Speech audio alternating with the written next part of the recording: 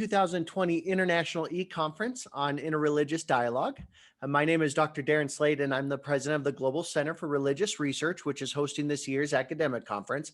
One of the great things about GCRR is that you can attend these academic conferences right from the comfort and safety of your own home without having to worry about hotel fees and travel costs. In fact, you're being joined by students and scholars and specialists from all over the world right now. And because each of these presentations are being recorded, the information presented here will be available all across the globe for millions of people to see.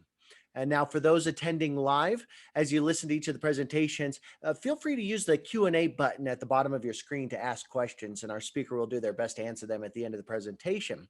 With that said, I'd like to introduce you to my good friend and the next presenter, Dr. Douglas Giles. Allow me to share my screen to give a proper introduction. Yep, there you go. So Dr. Douglas Giles today is going to be talking about religious pluralism versus exclusionism. Now, he's the senior lecturer at Elmhurst University, where he teaches his history of philosophy, ethics, and the philosophy of religion.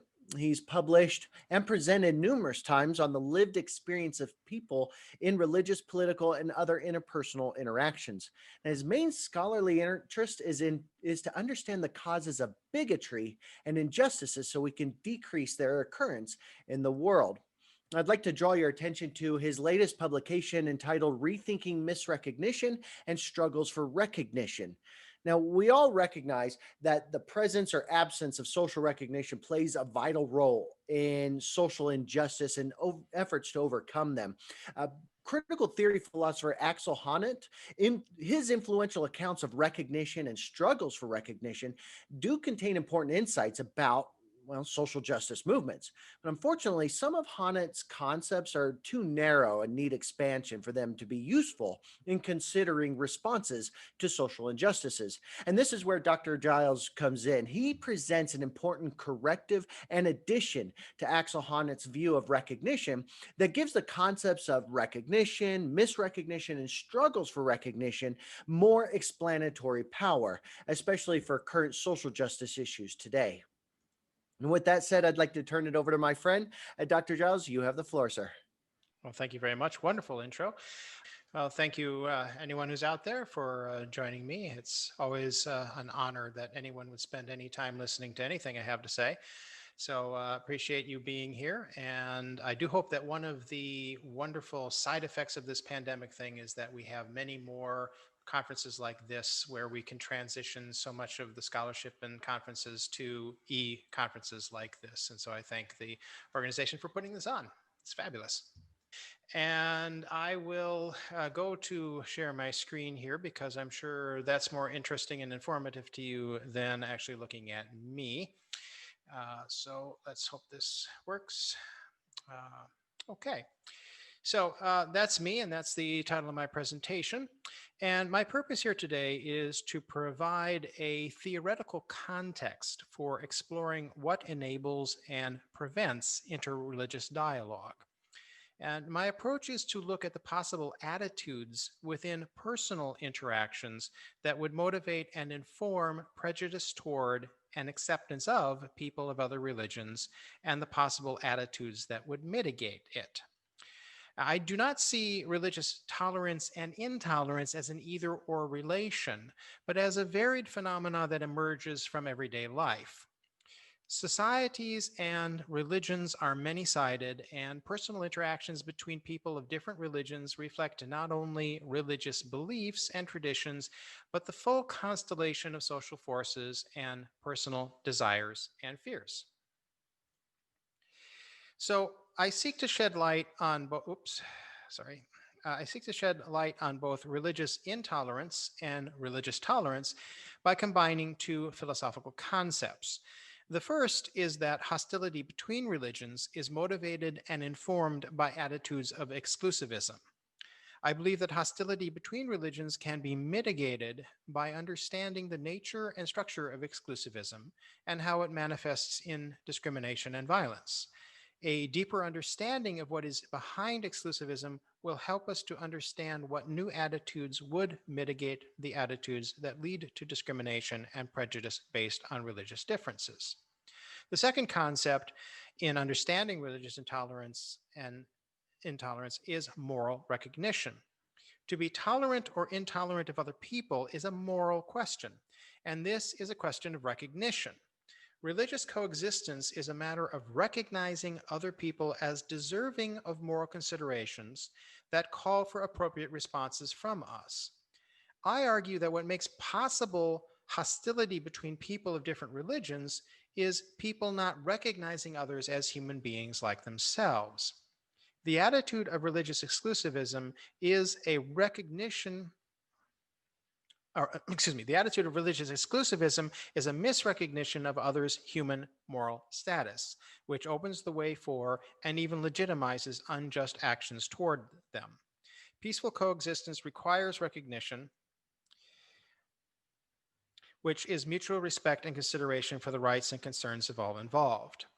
Achieving peaceful religious pluralism requires moral responses of mutual engagements between individuals and groups. To elucidate these moral responses, I will discuss the important connections between misrecognition and attitudes of religious exclusivism, and between recognition and attitudes of religious coexistence.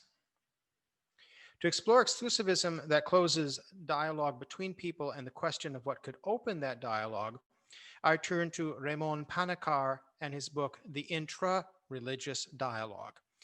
And it is significant to my mind that Panikkar talks about intra-religious dialogue instead of inter-religious dialogue, as we shall see.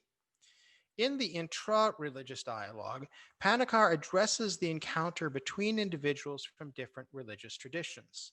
He views the major religious traditions as responses to the human predicament and believes their encounter is a confession that we have not yet arrived at an answer and that the process is not finished.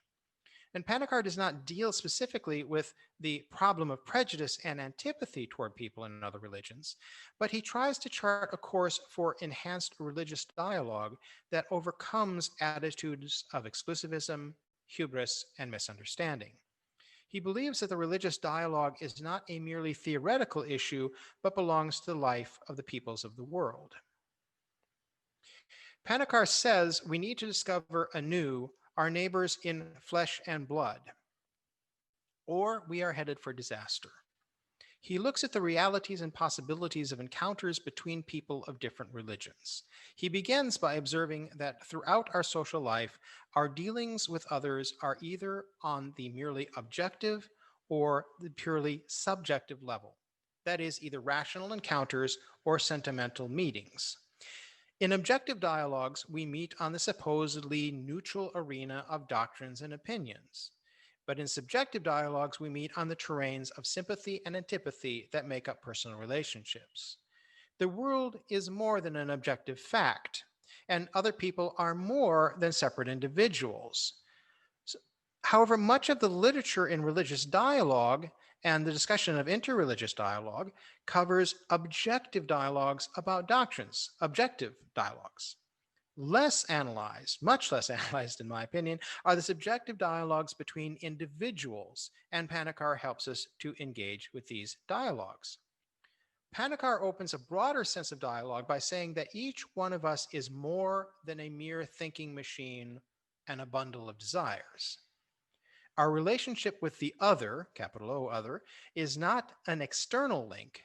It belongs to our innermost constitution.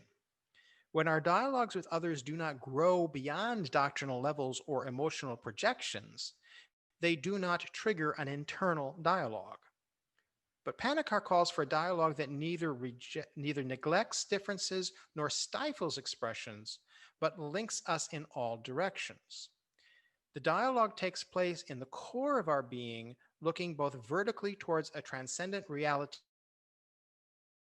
above us and behind us, and horizontally toward the world of other people.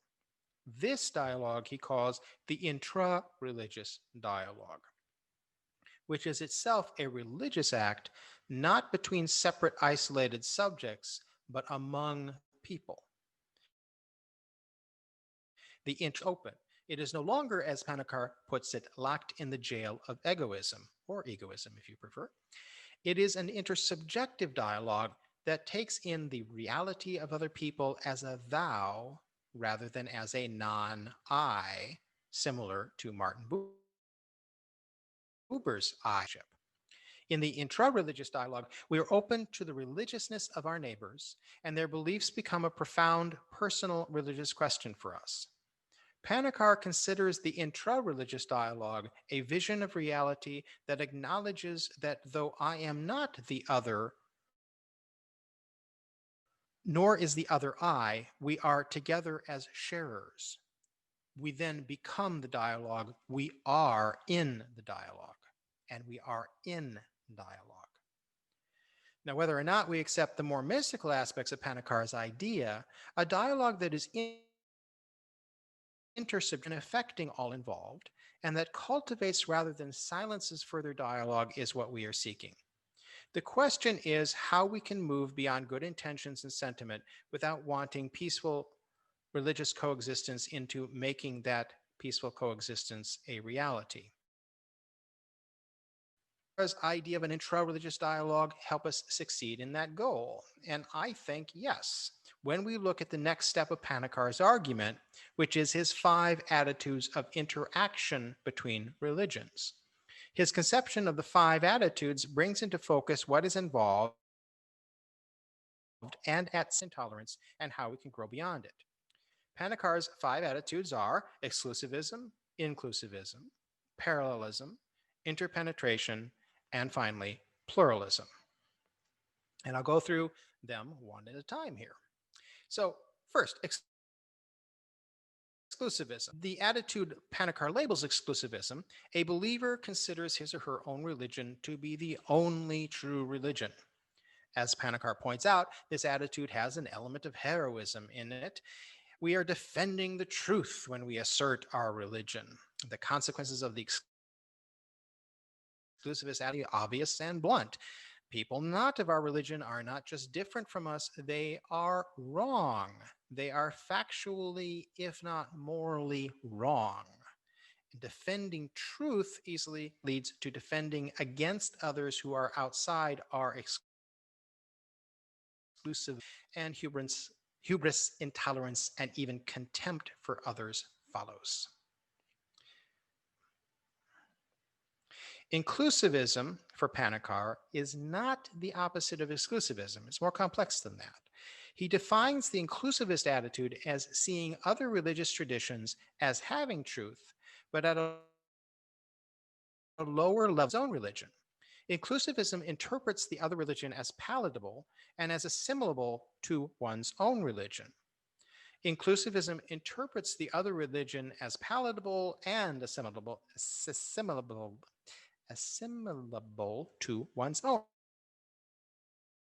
Is included in the narrative of one's own religion. The other religion is seen as incomplete or as a mere forerunner of one's more complete religion. This attitude is slightly magnanimous in quality, in that one need not condemn others while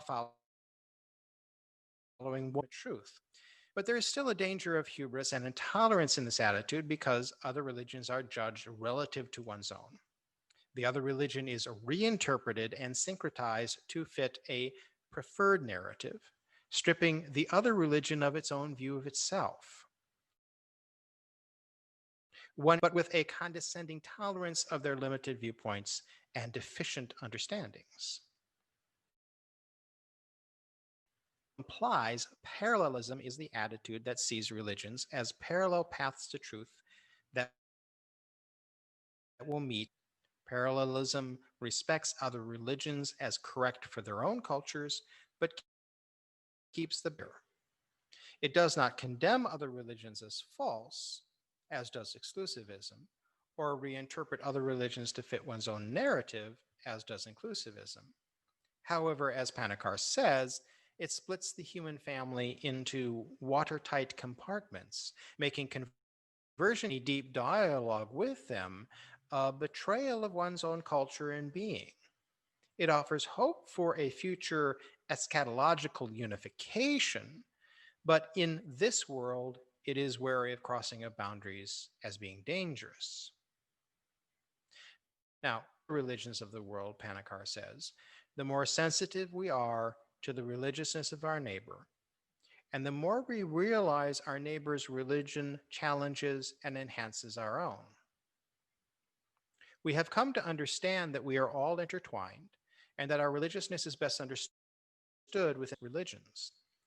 In the attitude of interpenetration, we are open to the religions of others and we welcome them to be open to ours. We enter each other's religious spheres. No religion is completely foreign to us, and we encounter elements of other religions within our own. We recognize that we may not be saying the same things, complement each other, and we recognize that we can learn from each other. However, Panikkar asks if the thinking in the interpenetration attitude is a little wishful. On what grounds, he asks, can we say that doctrines such as karma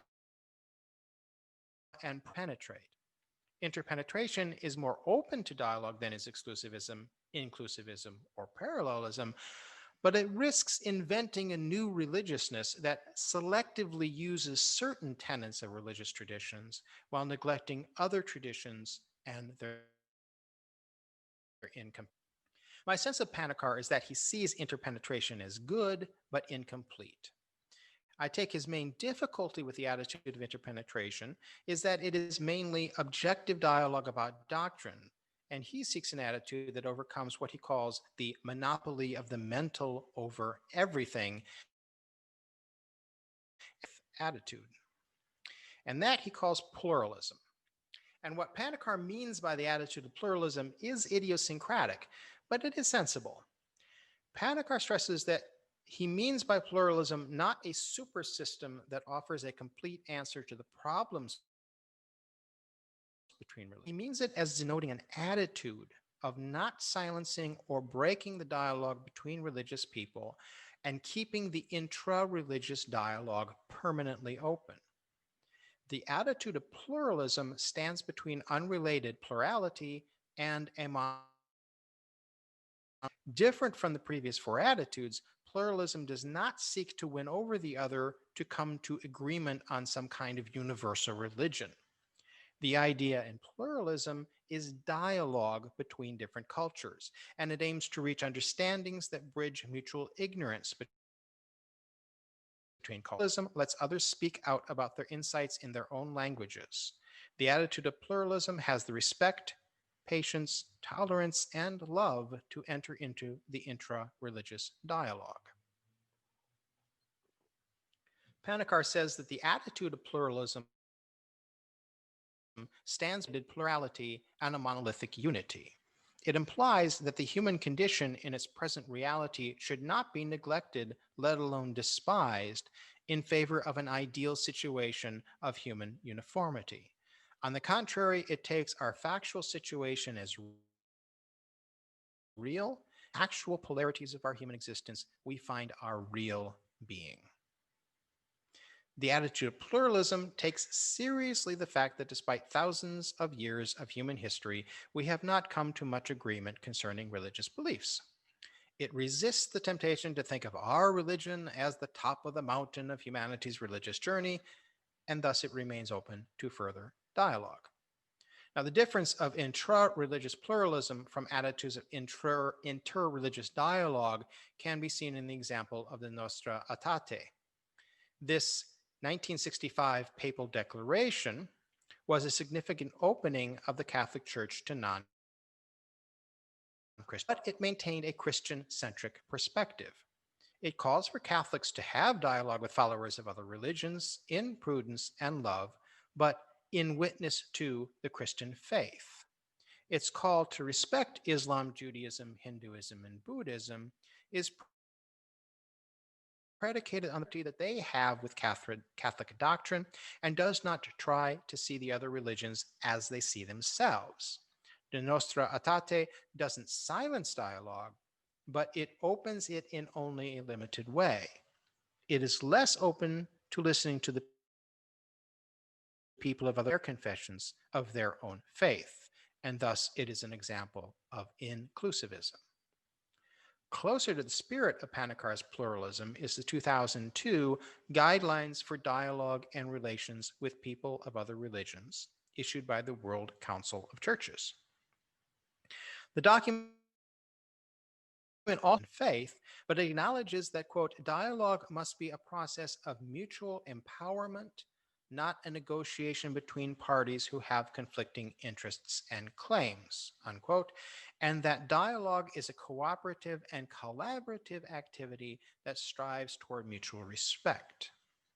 The guidelines acknowledge that there are multiple expressions of dialogue reflecting the various aspects of human life, and therefore our engagement with others should not conform to a preset model or hierarchy of dialogue. Now, one could respond that what Panikkar terms pluralism describes merely open-mindedness and is not a new conception. And I think this possible objection needs to be addressed because the problem of religious intolerance deserves more than platitudes. I think that in Panikkar's pluralism, openness is only the first step in approaching others. And once open to others, it means a particular type of engagement with them. The strength of Panikkar's conception is that he talks about people's attitudes because it is in attitudes and behaviors where the change needs to happen.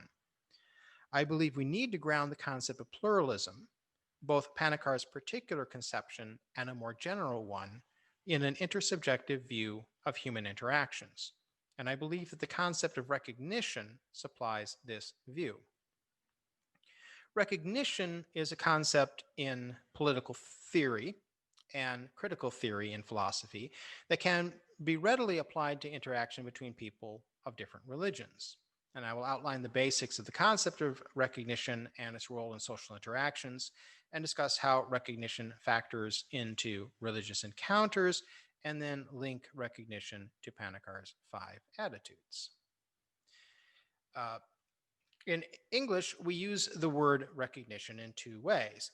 One use means to detect and identify. For example, I recognize that that is a tree, and I recognize that you are a human being.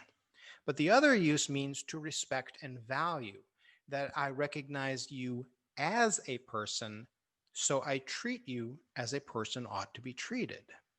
This second meaning has greatly interested some philosophers who note that human societies have extensive rules and expectations about how we should treat other people. Philosophers such as Charles Taylor, Jürgen Habermas, and Axel Honneth have written about the role of recognition in social relations and politics, and the human need to be accepted and valued by others in their community.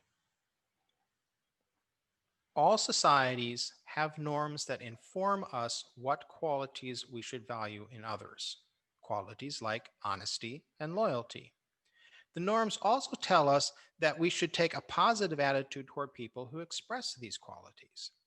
More than teaching us abstract moral rights and wrongs, recognition norms teach us that we should value in other people and how we should reward those who behave properly and reprove those who do not. Axel Honneth says that we can become members of our society only by becoming aware of our rights and duties through learning our culture's recognition norms and receiving recognition when we follow them. Many recognition norms are not written down, but through life experience we come to know what expectations we are meant to have of each other and how we are to behave. For example, we learn the appropriate way to greet people, how to respond to someone who is honest and someone who is dishonest, and how we should respect other people's property. In practice, recognition means that I recognize that you are a human being, and I recognize that as a human being, you deserve to be treated in certain positive ways, and therefore I have particular moral obligations to you. Recognition also means that if I act according to society's expectations, I receive recognition from others, which affirms my inclusion in society. The largely unspoken social contract is that if we follow the norms, we will receive recognition for doing so. Receiving recognition is crucial to social inclusion and to our personal self-image. We know we belong in a community when we receive recognition from members of that community.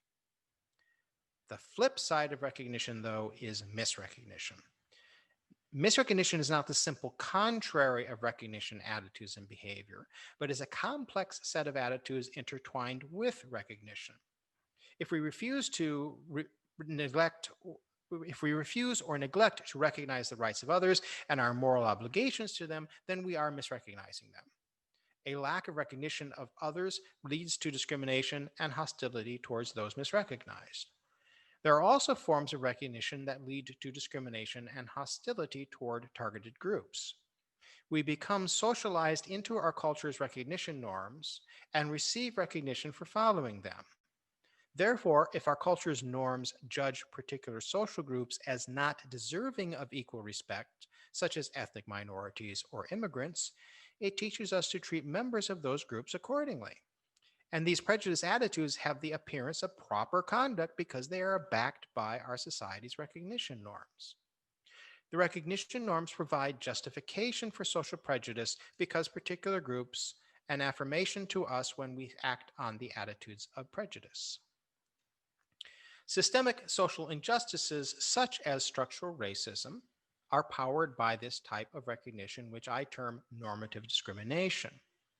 In structural racism, for example, a culture has social norms that designate a particular race as having qualities that are considered inferior to that of another race. Discrimination against members of a particular race is normative. It is what is done, and it is learned and reinforced by recognition norms. When people act in accordance with the normative designation of a particular race as inferior, their behavior is tacitly or explicitly positively recognized by others. Not treating members of a particular race as inferior is tacitly or explicitly disapproved of by others. Social and legal discrimination against groups on the basis of race, gender, nationality, lifestyle, and many other attributes are perpetuated by the recognition norms of normative discrimination, including religion. For example, for centuries, discrimination against Jewish people in particular times and places have been buttressed by the norms that designated Judaism as an invalid religion. Recognition and misrecognition apply to any and all aspects of social life, but religious recognition and misrecognition have distinct characters. Religion shares aspects with other expressions of human culture, but I think there are some differences. All social groups are bound together by recognition, and our religious communities united not just in their shared doctrine, but in their recognition of their shared faith and membership. Christians talk about the church or the body of Christ or the priesthood of all believers. Buddhists speak of the Sangha and Muslims the Ummah. These terms denote a shared identity and heritage, and importantly, a shared destiny. Religious communities share a transcendent teleology and eschatology, and mutual recognition among members of the community of their shared destiny. Members of a political movement share goals and they share camaraderie in working toward those goals, but their in this world mutual recognition has a different character from a religious community's sense of transcendence. This dichotomy of transcendence contributes to the reluctance many have about religious communities being involved in political issues. The recognition of a shared destiny and transcendence within a religious community heightens the human tendency to think in terms of a social hierarchy of status groups. A sense of separateness from others, an attitude of us versus them, can be particularly pronounced in religion, though it is not a given. A religion is a community united by a tradition that is often informed by doctrines that states that the religious tradition is a superior and perhaps the only path to truth and salvation. Many beliefs in human societies give people motivations to feel that they have superior truth. Political ideologies, even support for a sports team, lend to beliefs of separateness and superiority. Religious communities' sense of their transcendence of the world and their shared destiny can encourage misrecognition of those deemed to not share that status and destiny. The presence in religious doctrines of teachings about evil and the need to combat evil offer people a temptation to focus on the inferiority of others and outsiders rather than on their religion's teachings about peace and love for all. There is a short path from a social group's awareness of their separateness from others to engaging in normative discrimination against those others. A group that sees itself as us versus others as them opens the door to misrecognition behaviors. That is not to say that such a path of misrecognition is inevitable, but it does help explain much of the prejudice, discrimination, and violence between social groups. It helps explain the antagonism between rival sports team supporters, political movements, and other groups, though of course other factors are also involved. Between different religions, people can justify as appropriate an attitude of us versus them by interpreting the teleological cosmologies in their religious traditions. Prejudice against people of other religions can be interpreted as acceptable and even as a moral imperative, and can be buttressed by recognition of those who practice prejudice and exclusion against others. As time goes on, traditions develop that entrench the recognition of the us versus them dichotomy between religions and the normative discrimination against them. The view of recognition in religion is not all negative, however. Religion also teaches us to respect and love others, to cultivate our virtue and recognize others who do likewise.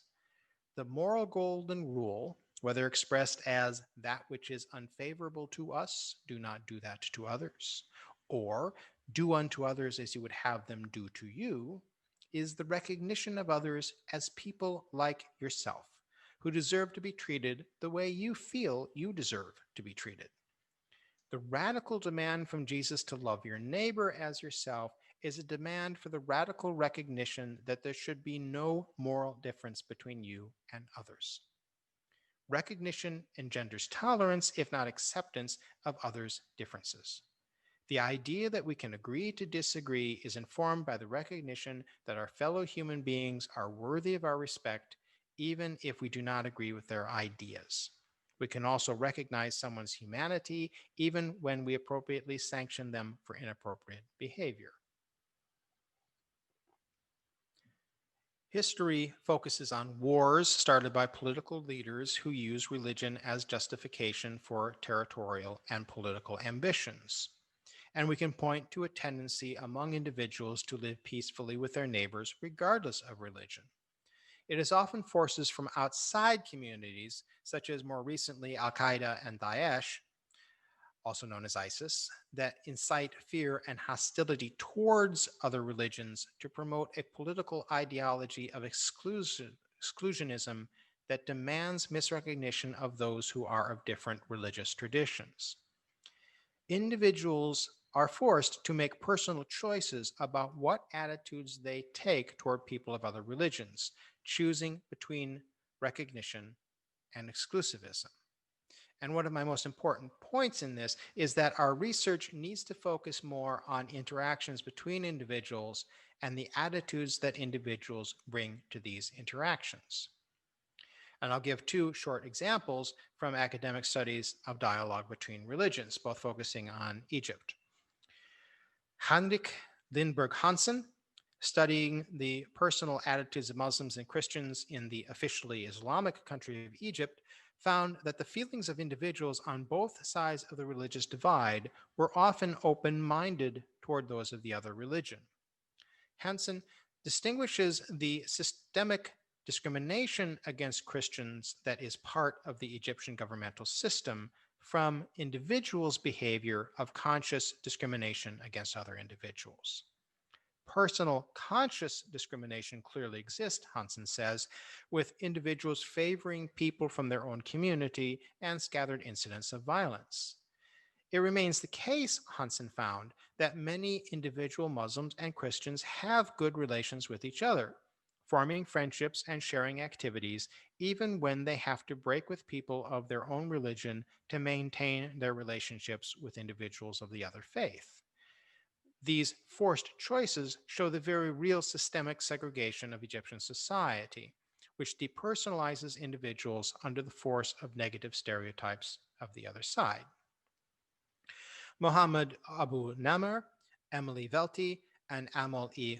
Khoury, in their book Unity and Diversity, tell the true story of two Egyptian neighbors, one Muslim, one Christian, who formed a close friendship. The women spend a lot of time together and help care for each other's children, and one even named a daughter after the other. Each woman was cautioned by other neighbors of their own religion against spending so much time with someone of another religion, saying the other woman is a bad influence on their children. The Muslim woman rebuked her Muslim neighbors, saying the true path of Islam was to treat Christians well.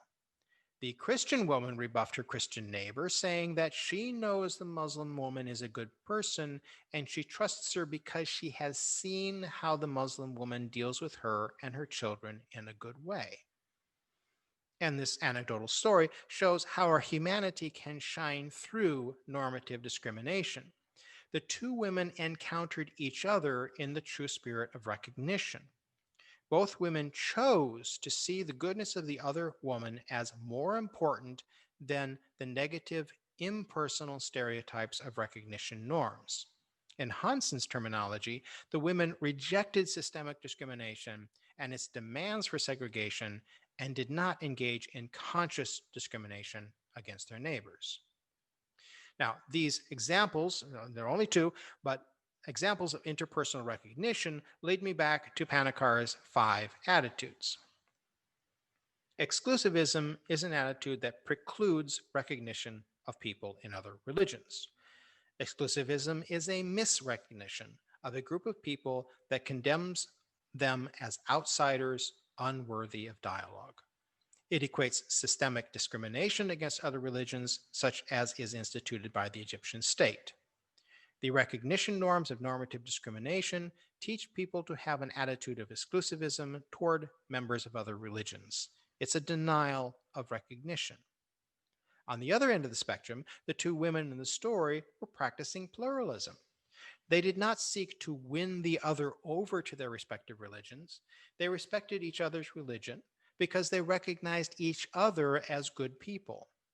Whether or not they discussed issues of religion, they were in dialogue with each other and recognized each other as people of equal value. The story shows how an attitude of pluralism is an attitude of recognition. The attitudes of inclusivism, parallelism, and interpenetration do not involve entering into a full dialogue with others. As Panikkar says, if we refuse dialogue, it is because we assume that the other person is motivated by ill will, is mentally weak, or is otherwise not capable of dialogue with us. Or perhaps we assume the other is simply not worth our attempt at dialogue. Regardless of the specific reason, refusing dialogue is a misrecognition of other people. Inclusivism is a condescending, limited recognition of others as worthy of dialogue only insomuch as they can be reinterpreted to fit into our doctrinal system. Parallelism, despite being a recognition that others should not be condemned for their religion, is still a refusal of dialogue and a misrecognition of them.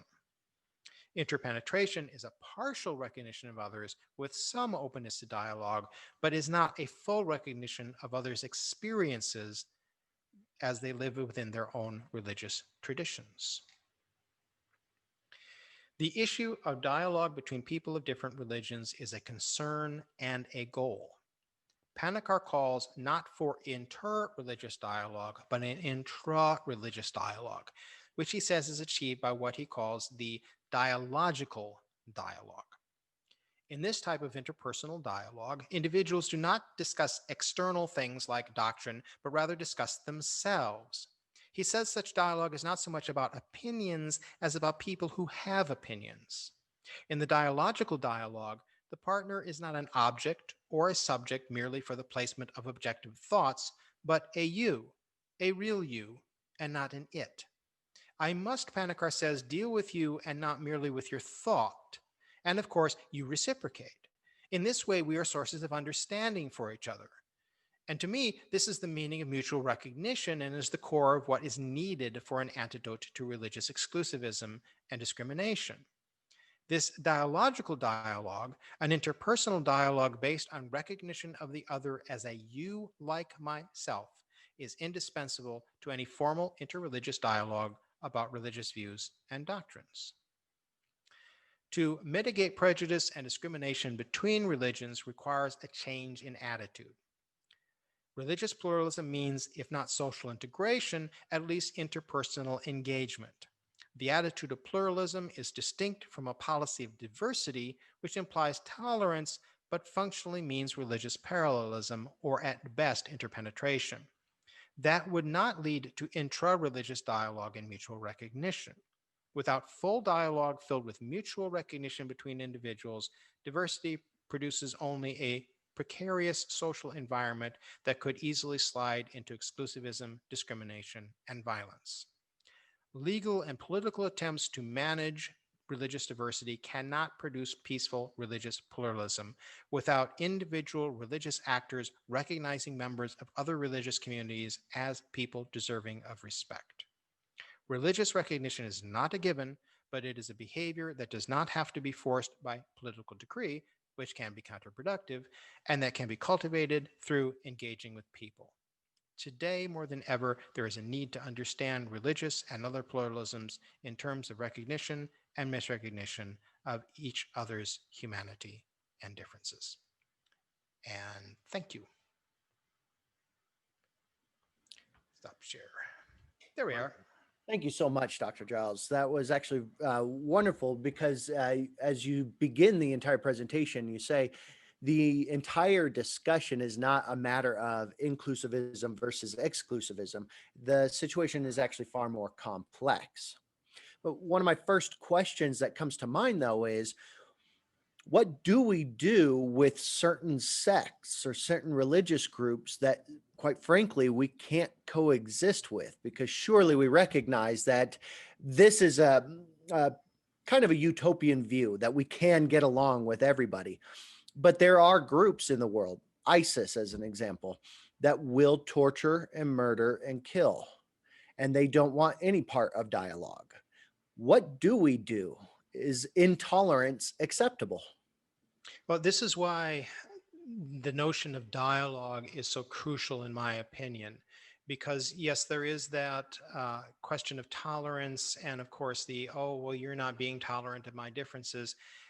If we focus it not in terms of a diversity or a tolerance of differences, but frame the whole issue in terms of a dialogue versus a lack of a dialogue, then what we do with sects that are exclusive in and of themselves is we say, okay, well, you're taking yourself out of the dialogue and you are anti-religion or anti-human or anti-whatever in whatever it is your issue is.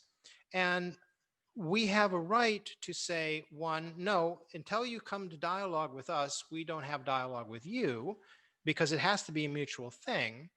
And if you persist on being outside the dialogue, we will continue with our dialogue, and we have the right to deal with you as you will.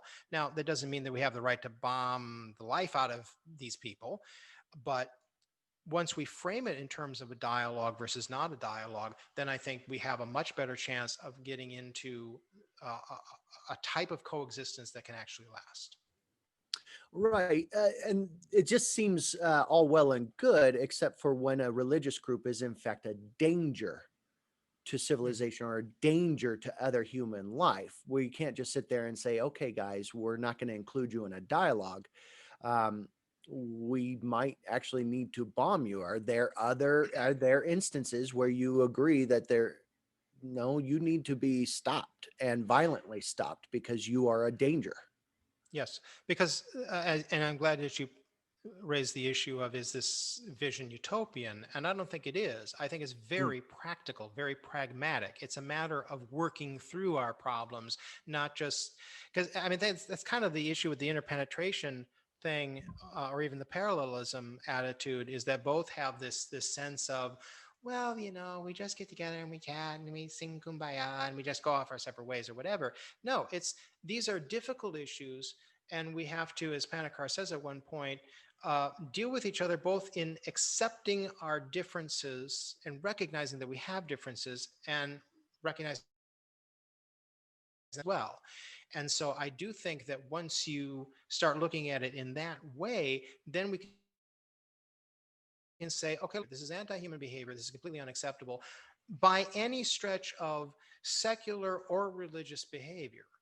And we need to deal with it as such. So it's not a utopian vision. It's not a sense of, oh, we must be tolerant of other people. There are just plain certain behaviors that cannot be accepted because it is a silencing of others, it's a breaking of dialogue.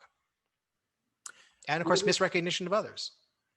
would it be advisable to engage in a dialogue with a group? Let's just say Scientology. Um, Mhm.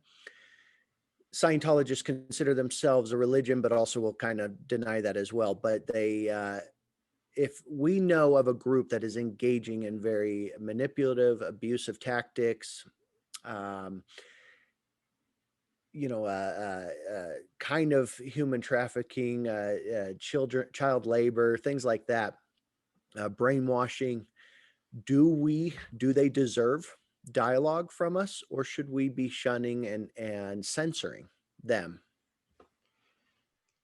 Shunning and censoring is, of course, a difficult and loaded concept, but I immediately think, in answer to your question about how if I offer you my hand and you respond with a fist, that's not okay.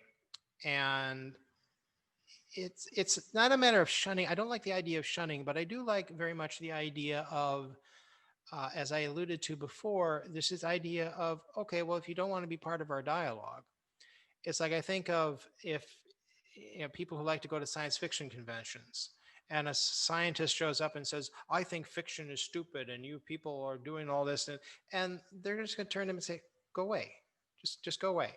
Now, of course, you're pushing, as well you should, as the interlocutor here, about, okay, so what if then the person doesn't go away and he starts to make a nuisance of himself, and what do we do with that?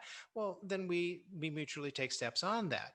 But I think that and I come back to this because I do think that it is a salient point here, is that when we are in dialogue as a community, then we can mutually together decide what we want to do, and that includes what we want to do in facing threats from those who are inherently antisocial. Okay. And that makes sense. And it seems like, and obviously in most cases, a dialogue might be possible, and that nuisance might be an appropriate term. It just seems to me that what is missing in these categories is any kind of option for saying this isn't a nuisance anymore. This is a real threat, a real danger, and it must be stopped, not Mhm. just tolerated, not just you go away and you live your own world and we'll live our own. No, Mhm. there are actual human rights violations. Yes. We wouldn't tolerate the rise of the Third Reich again in Germany. We Mhm. wouldn't tolerate that in our societies in Western civilization. To some extent, obviously, we have things like free speech, but when it gets to become a cult, or when it gets to become a military force that is actually harming human life, or in the case of Scientology, where we're actually seeing human rights abuses and the destruction of children, Mhm. this needs to be ended, not just you go away Yeah. and live your own life. Mhm. I wonder if that is not dived into as much as it should be. Do you, Mhm. Yeah, I agree with that. And that's also part of why we can push it in this direction. Why I think it's so important to bring in the concepts of recognition and misrecognition within this discussion. Uh, because when you look into what critical theory is saying in terms of recognition theory, it is saying that social recognition, social inclusion is critical. and misrecognition, which is their term for violation of rights of others. If I misrecognize you, it's the same as saying I'm violating your rights, whether it be abuse of children or violence against a spouse or what have you. Misrecognition requires a social response from society and from individuals. And there is nothing in what I'm saying here that I find even remotely incompatible with the idea of evildoers, bad doers, people who misrecognize others, break laws, deserve rebuke, punishment, appropriate action, but also always action that continues to recognize basic human rights and the rights of people.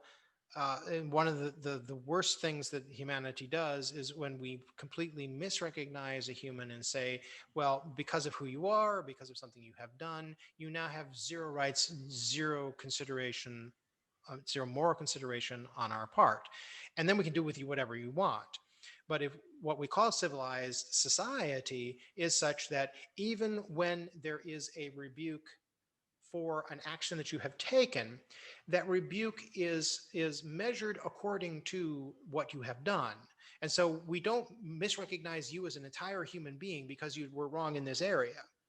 Now, when we push that into dealing with an ISIS or Hitler, you brought up the Nazis, so we can go there. Then we say, okay, well, we're expanding this here. We're talking not just you did this one wrong thing, so we punish you for this one wrong thing. Well, now we're talking about a much larger thing, and let the punishment fit the crime. Let the response that we have, because we believe in recognition, because we believe in the value of other human beings, that's why we are acting the way that we are. If we don't have recognition as part of that discussion, then we're just tyrants ourselves. Interesting. Would you argue that if in the case of an extreme case where some type of maybe violence needs to actually be implemented against the dangerous sect, Mm-hmm. should that be the prerogative and the placement of the state, or do you think religious powers, religious authorities can also engage in violence or can encourage a defensive kind of violence, right? A just war type theory. Um, should religious leaders engage in that as well, or should they leave it purely up to a state? I think that's a complex question because I think that there are going to be different social situations. I think about certain Jewish communities, like medieval Europe, where they had to develop their own systems of dealing with uh, problems within their own community because they could not count on the state apparatus to be fair to them and their members. Uh, and so we have to take it as a case by case basis. But I think, as a general rule, if we don't have exclusivism, if we don't have normative discrimination against particular religious groups, then we don't have to have this conversation.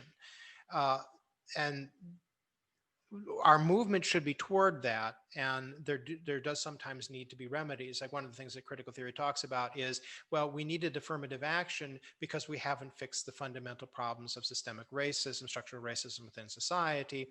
But obviously, if we didn't have structural racism in society, we wouldn't be dealing with the problems in the way that we are. And so I think that type of thing um, is an answer to that. I do have one type question. I don't know if you can see that or I not. do. So I don't Oh, want let you yes, please. completely monopolize my time here. No, please go ahead. So Valerio Marconi says, thank you for your presentation. I really loved it. Well, thank you. You focused on social and political basis for pluralism as a positive attitude. What about an ontological justification for pluralism? Panikkar doesn't seem to go in that direction. Would you, and why not? I always find ontological justification to be a tricky question because I think that is meant differently by everyone involved. Uh, Ontology makes it sound like it's a very objective thing, but I'm not sure that really is. And so what I would say to that is that I am going to claim perhaps the weasel but safe way out of saying that I do want to base my critique in a social and political basis. The only ontological justification that I would give in this circumstance is that I do think that the nature of human society is such that we have to respond to each other in certain ways. There's no other way around it. And I think dialogue being this interaction between human beings, there's only so much that we can do. We can't read each other's minds. We can't think and know everything that we want to think and know. And therefore, there are limits to the type of understanding of each other that we have, of the type of dialogue that we can have. And thus, there are certain, larger, what I would call ontological, others may say that's not what we mean by ontological, factors that do impinge upon how we can have these notions of pluralism. Now, you ask if Panikkar doesn't seem to go in this direction, and I would say, well, he kind of does, because in my reading of Panikkar, I think that he does believe in a kind of eschatological bringing together people. I think he believes that that is possible. And I think when you look at the fact that he sees himself as being within Christian and Hindu and Buddhist camps, I think that his sense of a pluralism is that there is so much in common among religions that the religious idea, the religious reality as an ontological reality of we are all in this together, we all can work through all of this. I think that that is his justification for it. The reason why we want to go to pluralism is that pluralism is the real answer.